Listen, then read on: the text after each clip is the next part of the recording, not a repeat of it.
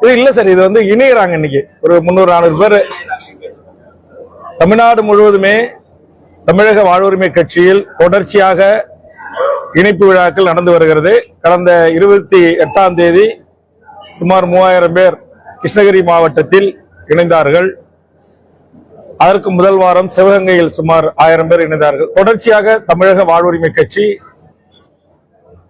ஒரு தமிழ் சமூகத்திடம் இந்த கட்சி ஏன் தொடங்கப்பட்டது, எதற்காக இந்த கட்சி நடத்தப்படுகிறது, ஏன் தமிழக வாழ்வுரிமை கட்சியில் பொதுமக்கள் இளைஞர்கள் இணைய வேண்டும் என்பதை எங்கள் கட்சியின் முன்னணி தலைவர்களுடைய ஒரு அரசியல் விழிப்புணர்வு பிரச்சாரத்தின் ஊடாக இன்றைக்கு என்னுடைய முகநூல் பக்கங்களை பின்தொடர்கின்ற பத்திரிகை நண்பர்களுக்கு தெரிந்திருக்கும். ஒவ்வொரு வாரமும் சுமார் சராசரி 1000 - 5000 பேர் இணைந்து கொண்டே இருக்கிறார்கள். அந்த வகையில் இங்கு அருமை சகோதரர் நம்முடைய ராயல் ராஜா, நம்முடைய வழக்கறிஞர் பிரபு, இன்னும் முன்னணி நிர்வாகிகளுடைய ஒத்துழைப்போடு இன்றைக்கு ஒரு இணைப்பு விழா. அதற்காகவும் தமிழக வாழ்வுரிமை கட்சியின் உட்கட்சி தேர்தல் நடைபெற இருக்கிறது. அதில் கட்டமைப்புகளை உருவாக்கி வருகிறோம். அந்த கட்டமைப்புகளை உருவாக்கிய தொகுதிகளுக்கு தொகுதி தலைவர், தொகுதி செயலாளர், பொருளாளர் உள்ளிட்ட பொறுப்புகளையும், அதுபோன்று சட்டமன்ற தொகுதிக்குள்ளடங்கிய பேரூராட்சி, நகராட்சி, ஊராட்சி ஒன்றியங்களுக்கான தலைவர், செயலாளர், பொருளாளர், துணைத் தலைவர், துணை செயலாளர் உள்ளிட்ட பொறுப்புகளை, நியமனங்களை இன்னைக்கு வழங்கி திருச்சி மாவட்டத்தில் இருக்கிற 9 சட்டமன்ற தொகுதிகளுக்கும் முறையாக தேர்ந்தெடுக்கப்பட்ட நிர்வாகிகளையும் அறிவிக்க இருக்கிறேன். இதற்காகத்தான் இன்றைய என்னுடைய திருச்சி மாவட்டத்தினுடைய பயணம்.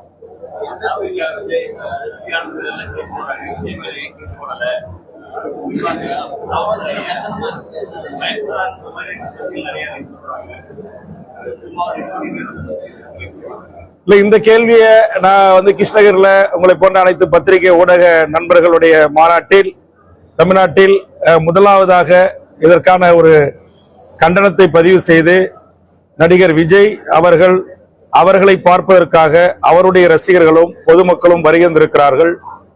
அங்கு அளவுக்கு மீறிய கூட்டம் கூடியிருக்கிறது. அவர் சுமார் 7 மணி நேரம் காலதாமதமாக வருகின்றிருக்கிறார்.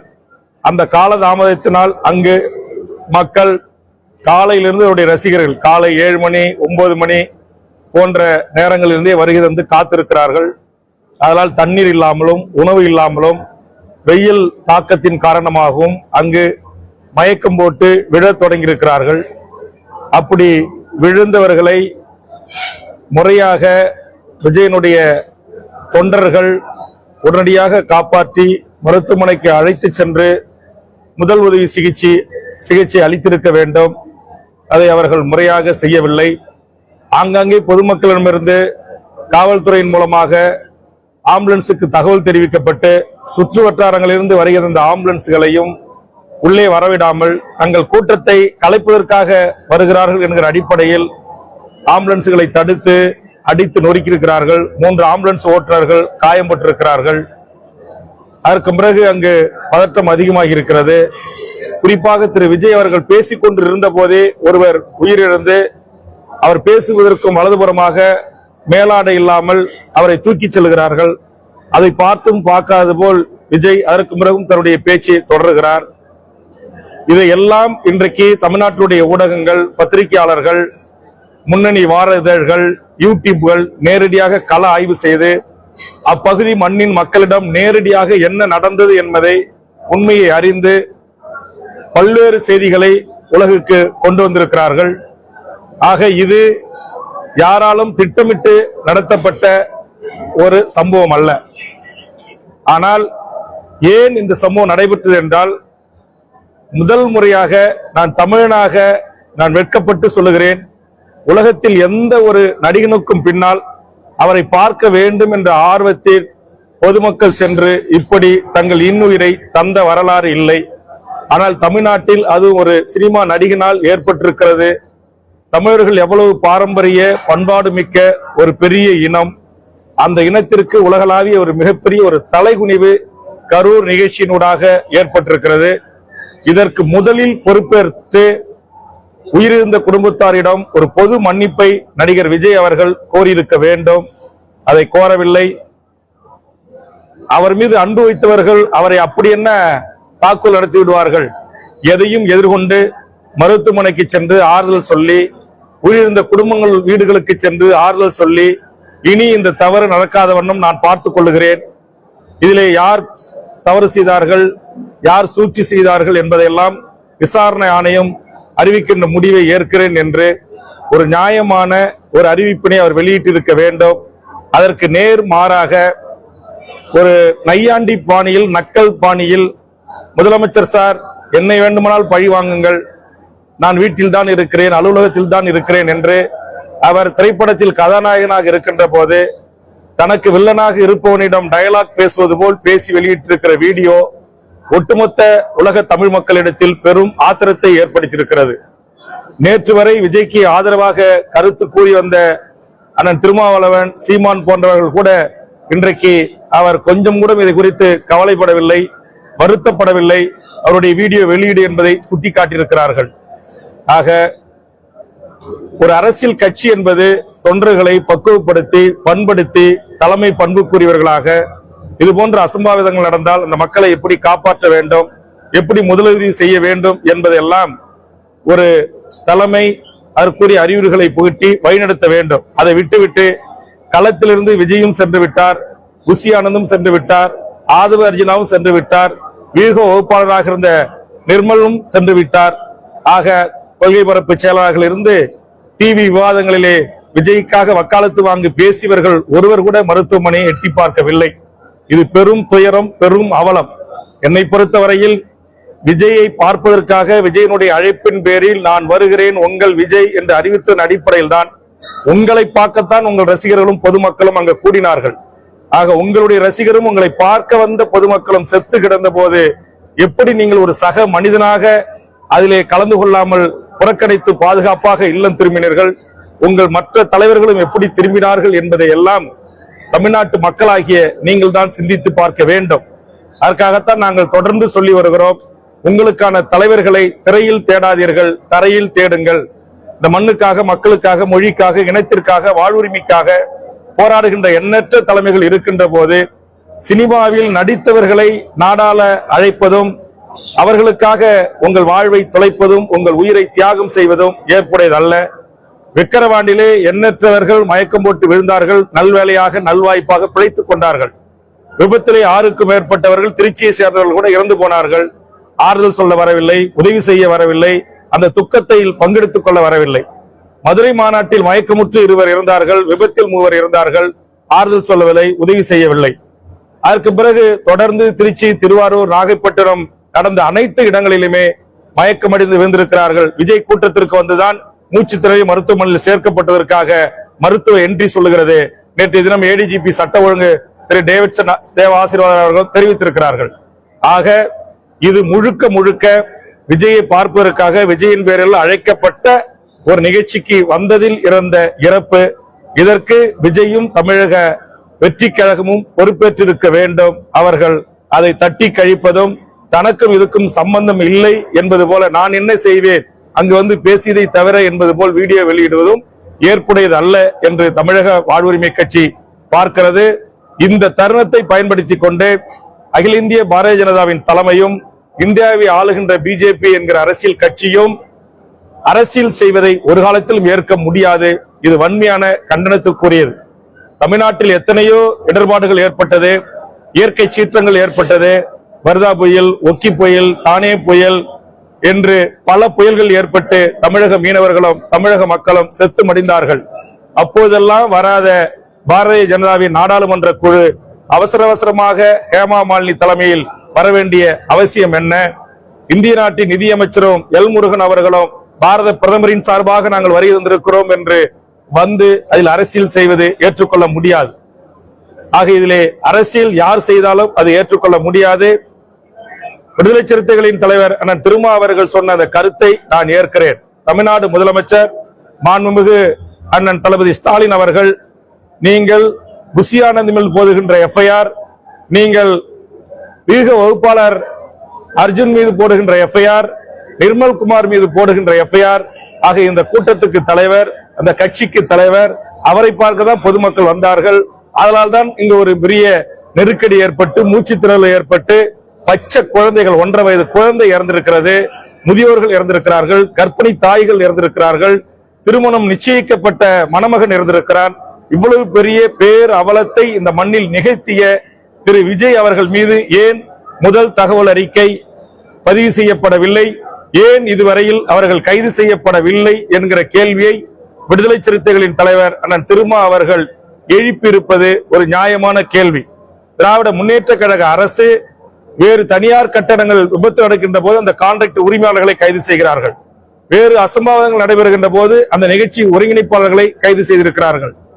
ஆந்திராவிலே ஒரு சினிமா காட்சியிலே ஒருவர் இறந்து விட்டதற்காக அதனுடைய கதாநாயகனை கைது செய்திருக்கிறார்கள். ஆனால் தமிழ்நாட்டில் இந்த சம்பவத்திற்கு முழு பொறுப்பேற்க வேண்டிய விஜயோ தமிழக வெற்றி கழகத்தின் முன்னணி தலைவர்களோ கைதிகள் இருந்து தப்பிப்பதற்கான ஒரு சூழலை அகில இந்திய பாரதிய ஜனதாவின் தலைமையும் மோடி அரசும் ஈடுபட்டிருப்பதாக நான் அறிகிறேன்.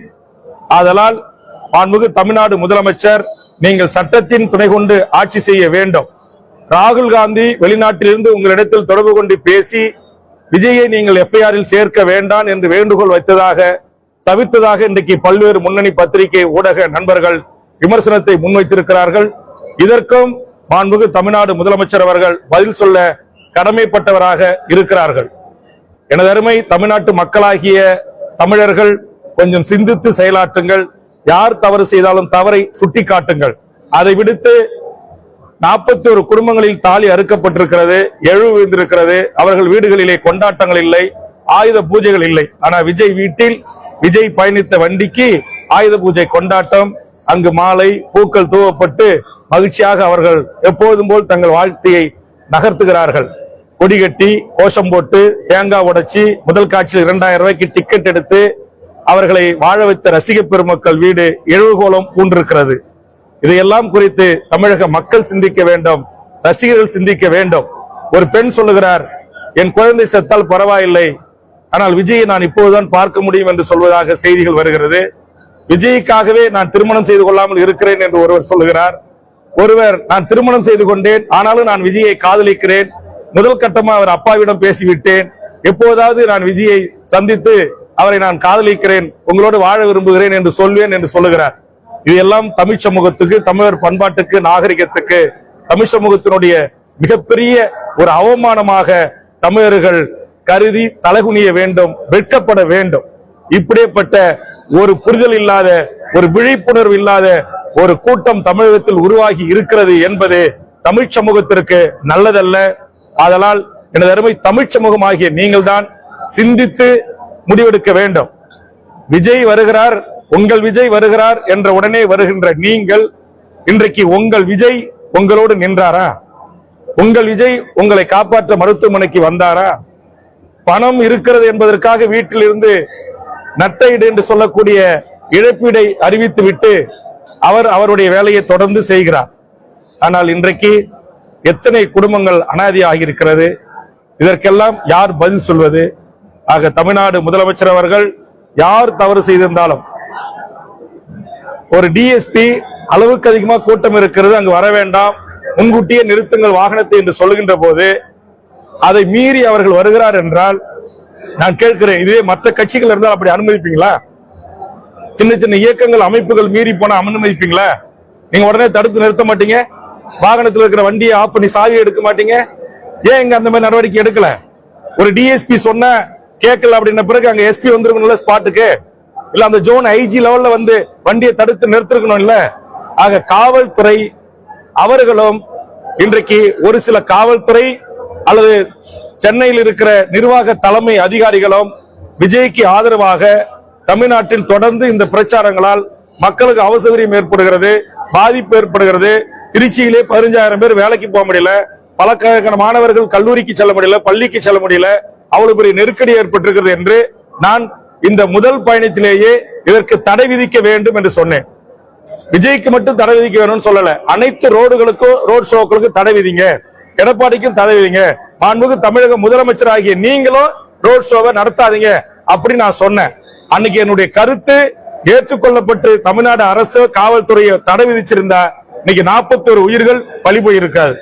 ஆக இங்கு மக்களுடைய வலிகளை, மக்களுடைய வேதனைகளை உணராமல் திரு நடிகர் விஜய் இருக்கிற பாப்புலாரிட்டி என்று சொல்லக்கூடிய அந்த ரசிகத்தன்மையோடு இருக்கிற மக்களின் வாக்குகளை தன் பக்கம் இழுப்பதற்காக இதில் ராகுல் காந்தி தலையிடுகிறார், மோடி தலையிடுகிறார், அமித்ஷா தலையிடுகிறார் என்பதற்காக நம்முடைய காவல்துறையும் தமிழ்நாடு அரசும் இதில் தப்பு செய்தவர்களை தப்பிக்க விடக் கூடாது. தப்பு செய்தவர்கள் யாராக இருந்தாலும் அவர்கள் கண்டுபிடிக்கப்பட்டு சட்டத்தின் முன் நிறுத்தி தண்டிக்கப்பட வேண்டும். இன்னைக்கு உங்களை போன்ற பத்திரிகை ஊடக நண்பர்கள் கள ஆய்வுல மூத்த பத்திரிகையாளர்களாக இருந்து தற்போது கருத்துக்களை வெளியிட்டு வருகின்ற திரு மணியாக இருக்கலாம், திரு ரவிசங்கராக இருக்கலாம், திரு நக்கீரன் கோபாலாக இருக்கலாம், திரு SP லட்சுமணனாக இருக்கலாம், நீங்கள் தமிழ்நாட்டில் இருக்கிற எந்த திரு RK ராதாகிருஷ்ணனாக இருக்கலாம், இன்றைக்கு திருமதி லட்சுமியாக இருக்கலாம், எல்லா பத்திரிகை ஊடக நண்பர்கள் நீ எந்த தொலைக்காட்சியும் சாராத தனிப்பட்ட செய்திகளை சேகரித்து இந்திய அளவிலே செய்தியை கொண்டு போய் சேர்க்கின்ற தமிழ்நாட்டுடைய இன்டெலெக்சுவல் செக்ஷன், அறிவுசார் பொதுமக்கள், அறிவுசார் பத்திரிகையாளர்கள், அறிவுசார் பத்திரிகை ஆசிரியர்கள், யாராவது ஒரே ஒரு நபர் தங்களுடைய கள ஆய்வில் நம்முடைய லண்டன் IBC திரு கவிதா முரளிதரிலிருந்து யாராவது ஒருவர் அங்கு கல்லெறியப்பட்டுதான் அந்த சம்பவம் நடந்திருக்கிறது, அங்கு திட்டமிட்டு 1000 பேர் கத்தியோட வந்து கீரிதான் அப்படி நடந்திருக்கிறது சொல்லுவார்களா? ஆனா விஜயனுடைய ரசிகர்கள் இன்னமும் விஜயை நாங்கள் ஆதரிக்கிறோம் என்கிற போர்வையில் அங்கு கத்தி எடுத்து வந்து வச்சு வெட்டினாங்க, கீரனாங்க, துண்ட கழுத்துல போட்டு முறுக்கி கொன்னாங்க, மயக்கம் போட்டு தூக்கிட்டு போய் ஆம்புலன்ஸ்ல போடும்போது அங்கிருந்த செவிலியர்கள் டாக்டர்கள் ஊசி போட்டு கொன்னாங்க. எல்லாம் விஜய் ரசிகர்கள் யூடியூப்ல பேசுறது, தங்களுடைய முகநூல்ல பதிவிடுறது எல்லாம் ஒரு அறிவிலித்தனமான நடவடிக்கை. இதை பார்த்து உலகம் கைகொட்டி சிரிக்கிறது. இப்படி கேவலமான, கீழ்த்தரமான, அநாகரிகமான ஜென்மங்களாக தமிழர்கள் இருக்கிறார்களே, என்றைக்கு இவர்கள் ஆறறிவோடு சிந்தித்து உண்மையை இந்த உலகுக்கு சொல்வார்கள் என்று இந்திய நாடு முழுக்க இருக்கிற வடநாட்டு ஊடகங்களால் கேலிக்குள்ளாக்கப்பட்டிருக்கிறது. நேற்றுக்கு கேரளாவுடைய மனோரமா என்கிற ஒரு தொலைக்காட்சி ரொம்ப கேவலமாக தமிழர்களை காரி துப்புறான். இப்படி ஒரு மானங்கட்ட மனிதர்களா தமிழர்கள் என்று. ஆக தமிழ்நாடு தமிழர் வாழ்வுரிமைக்காக போராடுகிற எங்களை போன்றவர்கள் நாங்கள் தலைகுனிந்து அவமானப்பட்டு நிற்கிறோம். எங்கள் தமிழர் நிலத்தில் எங்கள் தொப்புள் கொடி உறவுகள் 41 பேர் ஒரு சினிமா நாயகனை பார்ப்பதற்காக சென்று தங்கள் இன்னுரை துறந்திருக்கிறார்கள் என்கிற வலியோடும் வேதனையோடும் நாங்கள் நின்று கொண்டிருக்கிறோம். ஆக இந்த சூழலில் அகில இந்திய பாரதிய ஜனதா கட்சி அரசியல் செய்வதும் விஜய் அவர்களை காப்பாற்றுவதற்காக நாங்கள் களம் இறங்குவோம் என்று சொல்வதும், முதலில் இதை கண்டித்து 28ஆம் தேதி ட்வீட் செய்த பல RSS BJP தலைவர்கள் மறுநாள் அதை அனைத்தும் டிலீட் செய்துவிட்டு விஜயை ஆதரிக்க வேண்டிய அவசியம் எங்கிருந்து வரப்பட்டது. அதிலே கோலாகா சீனிவாசம் என்கிற ஒரு RSS பத்திரிகையாளர் சொல்லுகிறார், விஜய் உடனடியாக மோடி அவர்கள் தலைமையில் கூட்டணியில் இணைந்தால்தான் நாங்கள் அவரை காப்பாற்ற முடியும் என்று ஆலோசனை சொல்லுகிறார். விஜய் அவர்கள் சென்னைக்கு சென்று 3 மணி நேரம் ஒரு RSS தலைவர் அவர்களோடு கலந்துரையாடி இருக்கிறார் என்று சொல்லுகிறார்கள். ஆக இது எல்லாம் எதை காட்டுகிறது? திரு விஜய் அவர்களை பின்புலமாக இருந்து இத்தனை ஆண்டு காலமாக, இந்த 2 ஆண்டு காலமாக இயக்கியது, ஸ்கிரிப்ட் எழுதி கொடுத்தது, யாரை விமர்சிக்க வேண்டும் என்று எல்லாமே இன்றைக்கு தயார் செய்யப்பட்ட, ஒழுங்கு செய்யப்பட்ட ஒரு அஜெண்டா என்கிற அடிப்படையில் நடந்தேறி இருக்கிறது என்பதாகத்தான் நான் அறிகிறேன். ஆக அந்த வகையில் விஜய் அவர்களுடைய எந்தவித ஒரு வருத்தமும் தெரிவிக்காமல், பொதுமக்களிடம், தமிழக மக்களிடம் ஒரு மன்னிப்பு கோராமல், அந்த உயிரிழந்த 41 குடும்பங்களுக்கு நான் வருகிறேன், உங்களுக்கு ஆறுதல் சொல்லுகிறேன் என்று ஒரு மன்னிப்பை கூட கோராமல் அவருடைய அந்த வெளியீடு என்பது ஏற்புடையதல்ல. அது மனித நாகரிகமற்ற ஒரு செயலாகத்தான் உலக தமிழ் சமூகம் பார்க்கிறது.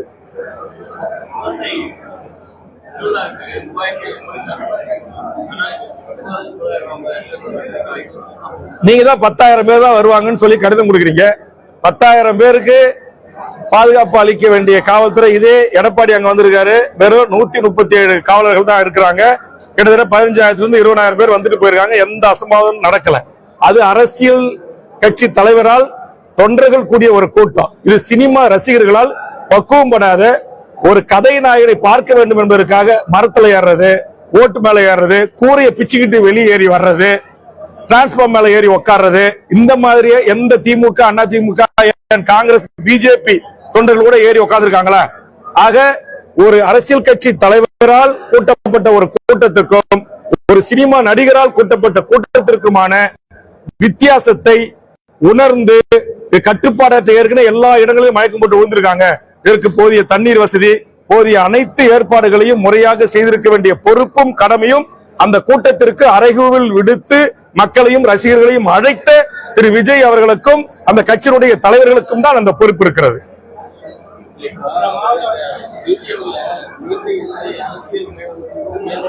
அதான் இது ஒட்டுமொத்த தமிழர்கள்னா அந்த சினிமா மோகத்துல இவர் என்ன தவறுகள் செய்தாலும் எப்படி வீடியோ வெளியிட்டாலும் தன்னை ஆதரிப்பார் என்கிற ஒரு அகம்பாவதத்தின் உச்சமாகத்தான் அவருடைய அந்த வீடியோ இருக்கிறது.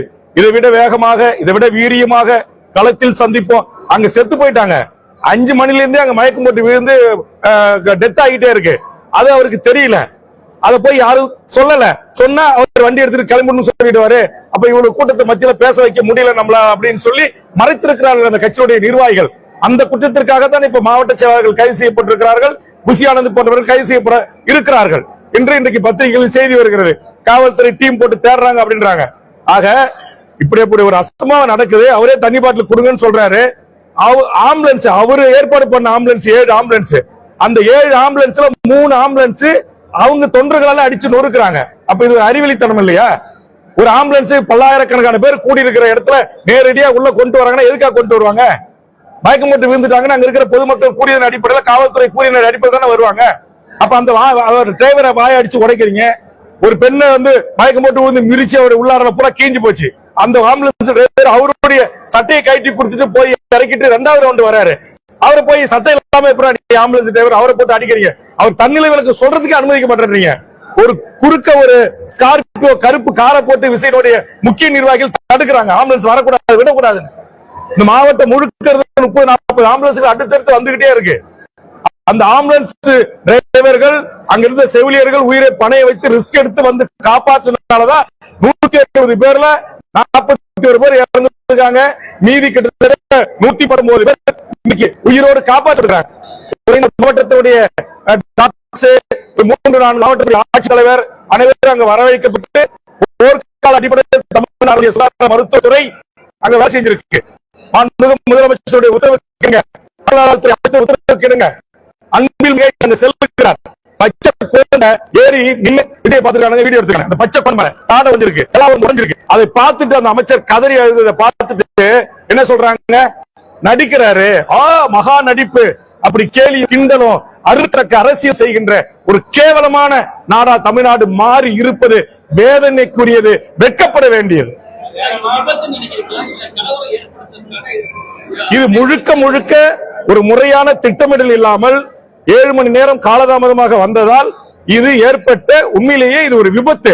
ஆக அந்த திட்டமிடல் செய்யாதவர்கள் எப்படி இன்னைக்கு சென்னையில ஒரு பில்டிங் சேர்ந்து போச்சுன்னா அந்த இன்ஜினியர்ஸ் பொறுப்பா கைது பண்றோம், அதனுடைய கான்ட்ராக்டரை கைது பண்றோம். அந்த மாதிரி இது முறையா திட்டமிடாதவர்களை இனம் கண்டு அவர்களை சட்டத்தின் முன்னிறுத்தி தண்டிக்கணும். இதுல விஜய் எல்லாரையும் வர வச்சு அங்க ஒரு மயக்கத்தை உருவாக்கி அவர் கொண்டுட்டாருன்னு சொல்லல. அவரை பார்க்க வந்த அவருடைய ரசிகர்களும் அவரை பார்க்க வந்த பொதுமக்களும் இறந்திருக்கிறார்கள். அதற்கு அவர் தாங்கிய பொறுப்பு ஏற்கணும். என்னுடைய அழைப்பின் பேர்லாம் வந்தாங்க. இப்படி ஒரு அசம்பாவிதம் நடந்து போச்சு, இப்படி ஒரு அசம்பாவிதம் நடக்காது, வருங்காலங்களில் நான் பார்த்துக்கிறேன், மக்களிடம் நான் மன்னிப்பு கோருகிறேன். அந்த மனநிலையில் இருந்த அரளை விமான நிலையத்தை 30 பேர் என்ன விஜய் சார் பதில் சொல்ல பத்திரிகை கேட்டு அப்ப மனநிலையில பேச முடியல, மன்னிச்சுங்க, இனி இது போன்று நடக்காத அளவுக்கு நான் பார்த்துக் கொள்கிறேன் அப்படின்னு ஒரே ஒரு அப்பீல் அவர் மக்களை கையெடுத்து கும்பிட்டு ஒரு மன்னிப்பு விட்டு இருந்தாருன்னா இவ்வளவு பிரச்சனையே வந்திருக்காது. மக்கள் நம்ம தமிழர்கள் இன்னைக்கு அந்த 51 குடும்பங்கள் விஜய் மீது நேரடியாக குற்றச்சாட்டு சொல்லல. ஏன்னா பெரும்பான்மையர்கள் ரசிகர்கள், விஜய் அப்படியே உயிரா நேசிக்கிறவங்க. ஐயோ விஜயை பார்த்தா போதும், எங்க தளபதியை பார்த்துட்டா போதும், எனக்கு அவர் தான் கடவுள், எனக்கு என்னுடைய கணவரை காட்டிலே அவர் அப்படியே வெறித்தனமாக இருக்கிற தமிழ்நாட்டு மக்கள் ஒரே ஒரு முறை அவர்கிட்ட கைகூப்பி ஒரு வருத்தத்தை தெரிவித்து ஒரு மன்னிப்பு கோரிந்தா கூட அவர்கள் மனம் ஆறி இருக்கும். இன்னைக்கு ஆறல. நேற்று சீமான் என்ன சொன்னாரு? என் தம்பி வரலன்னா என்ன, அண்ணன் நான் வந்திருக்கேன் அப்படின்னு அவரை சப்போர்ட் பண்ணி பேசினாரா இல்லையா? திருமாவளவன் நேற்று வரைக்கும் விஜய் அவர்களை விமர்சனம் செய்யாம இருந்தார் அல்லவா? இன்னைக்கு விமர்சனம் செய்கிறார் என்று சொன்னார். விஜய் அவர்கள் வெளியிட்ட அந்த பாடி லாங்குவேஜ், அவருடைய வார்த்தைகள், அவருடைய அந்த அறிக்கை ஒட்டுமொத்த தமிழர்களை கொதிப்படைய செய்திருக்கிறது என்று நான் பகிரங்கமாக குற்றம் சாட்டுகிறேன். ஒரு அரசியல் தலைவனுக்கு பண்பு வேண்டும், பணிவு வேண்டும், அடக்கம் வேண்டும். நீங்க முதலமைச்சருக்கே சவால் விடுறீங்க, என்ன கைது பண்ணி பாருங்க அப்படின்னு.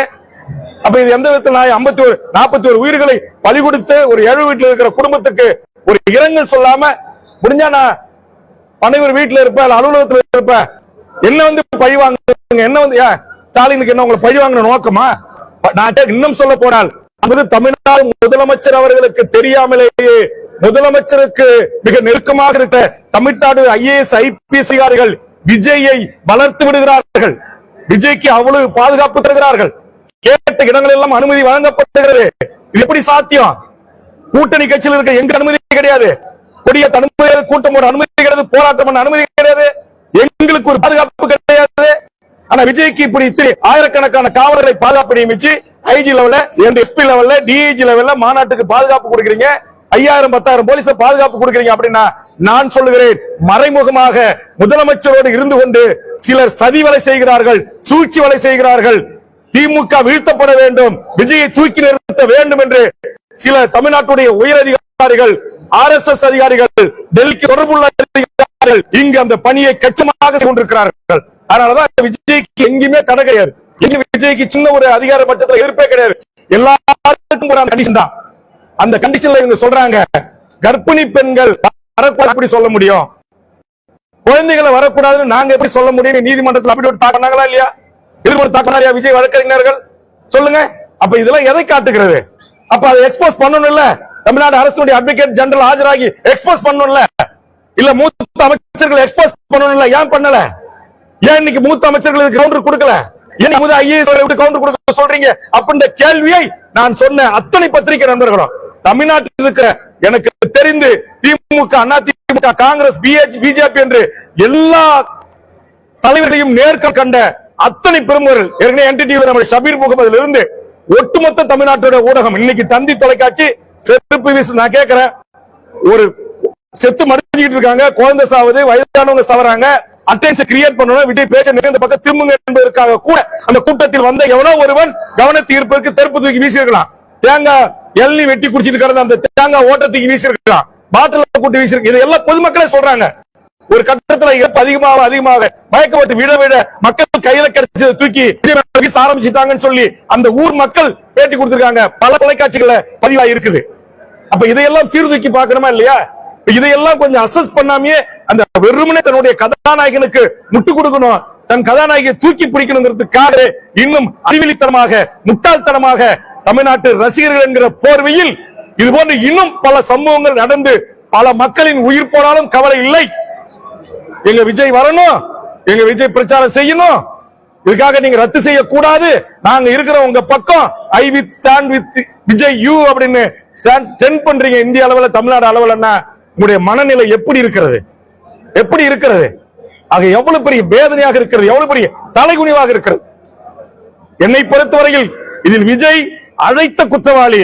ஆனால் விஜயை விட இப்படி அறிவிலித்தனமாக, முட்டாள்தனமாக பாலாபிஷேகம் செய்கிற, கட் அவுட் வைக்கிற, மண்சோர் சாப்பிடுற, உடைய அவித்துட்டு வேப்பலையை கட்டிக்கிட்டு அங்க பிரதேசம் செய்கிற, திருப்பதிக்கு மொட்டையடிக்க போற, முருகன் கோயிலுக்கு நீங்க அகல் குத்திக்கிட்டு போற இந்த முட்டாள் ரசிகராக இருக்கிற தமிழ்நாட்டு மக்களை நான் குற்றம் சாட்டுகிறேன்.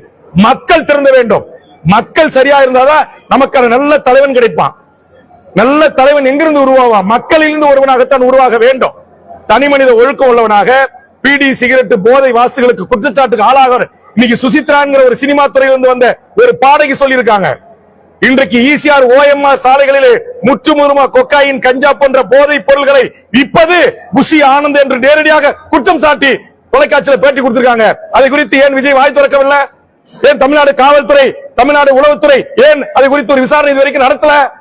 அப்ப தமிழ்நாட்டில் இருக்கிற காவல்துறை உயர் அதிகாரிகள், IAS IPS அதிகாரிகள் விஜய்க்கு ஆதரவாக இருக்கிறார்கள்.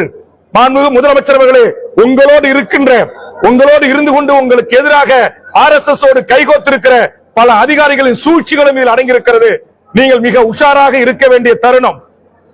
இதை இன்றைக்கு ஒன்றிய அரசு இதை பயன்படுத்திக் கொண்டு உங்களை மிரட்டலாம், அல்லது தமிழ்நாட்டு அதிகாரிகளை மிரட்டலாம். உங்களுக்கு எதிராக நாளைக்கு இதை திருப்புவதற்கான அத்தனை முயற்சிகளும் நடந்து கொண்டிருக்கிறது. நீங்கள் விழித்துக் கொள்ளுங்கள் என்று ஒரு அன்பான வேண்டுகோளை தமிழக முதலமைச்சருக்கு நான் முன்வைக்கிறேன். ஓகே சார், நன்றி.